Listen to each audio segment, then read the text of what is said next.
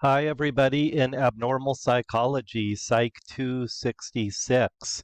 If you are watching this video, well, you are in luck. No, let me take that back. You are smart, because you don't need to know every single word of this section. People who don't watch, they won't know that, but you do. I'm going to hit the highlights for you of what you need to know. We just talked about therapy in the last section, number 4. Now we're going to talk about medication. Psychologists in Arizona, at least, do not prescribe medication.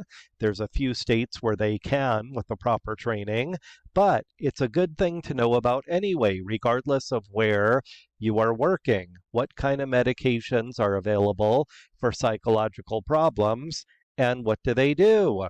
So let's get started. Antipsychotics. You do not need to know all of the details about these, but basically the purpose is to make a person, well, less psychotic, hearing voices, believing things that are not true, even seeing things that aren't there. That's a little less common of a symptom, but it does happen. Antipsychotics. What I want you to know about this type of medicine is this: they provide symptomatic relief.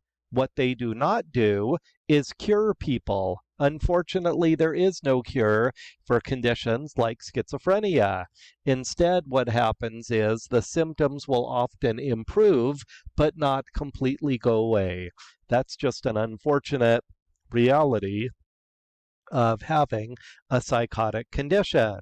So, do you need to memorize all these names? No. There's more than this, of course. These are just a few uh, medicines just to help you understand it. Now, what we often see, or I should say sometimes see, is a condition called tardive dyskinesia, and that is here, number 1, drug-induced Parkinsonian. People will twitch, especially in their face, sometimes shuffling their feet or twitching with their hands, but it's more facial twitching that we see. So when someone is on these medicines and they have a symptom like that, we need to either get them off the medicine or a lower dose. And that would be for a medical doctor or perhaps a nurse practitioner to decide the correct course of action. So see, here's even a few more newer antipsychotics compared to the older ones that are still being used. Let's move on to antidepressants. I bet I don't even need to tell you what they do. Reducing depression. Again, these are not cures. When they were first invented, people thought they would be happy pills. That did not turn out to be the case. But if it can make you less depressed, maybe it's worth it. This is especially true for people who get what we often call endogenous depression. Your depression comes out of nowhere and you don't really know what it's about or why you feel that way. And if that happens to you, you probably get some well-meaning people telling you, you shouldn't be depressed. Like you're going to say, you know what, you're right. And until you mention that, I never would have thought of it on my own.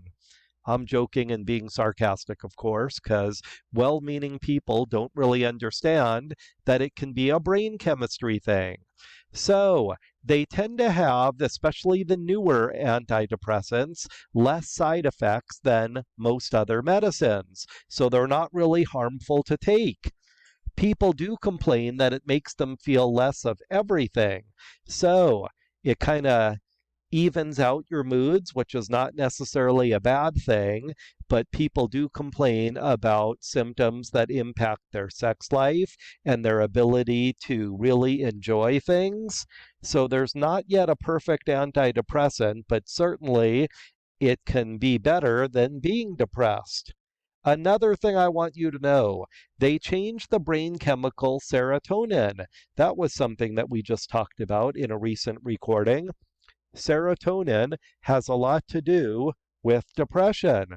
So therefore, taking an antidepressant will alter the serotonin reuptake in your brain. That's why the newer medicines are called SSRIs. These tricyclics are not used that much anymore. SSRIs, selective serotonin reuptake inhibitor. There we go. and they are safer than a lot of other medicines and older medications for this condition. However, research says that changing serotonin in your brain does take a few weeks. It's not a quick process. So, therefore, people need to know to be patient and to stay on their medicine if possible so that they can notice changes weeks later, not instantly or quickly. Moving right along, mood stabilizers. Similar to antidepressants, mood stabilizers even out both extremes of your mood. Have you guessed already? These are common for bipolar disorder and conditions related to that.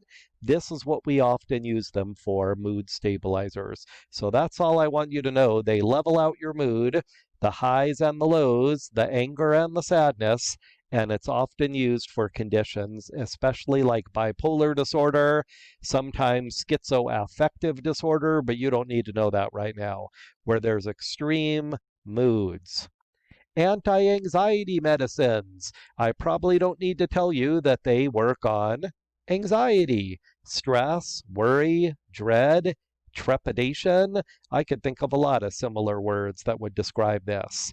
Now, unlike antidepressants, these often work very quickly. 10 or 15 minutes later, you will likely feel a reduction in your anxiety.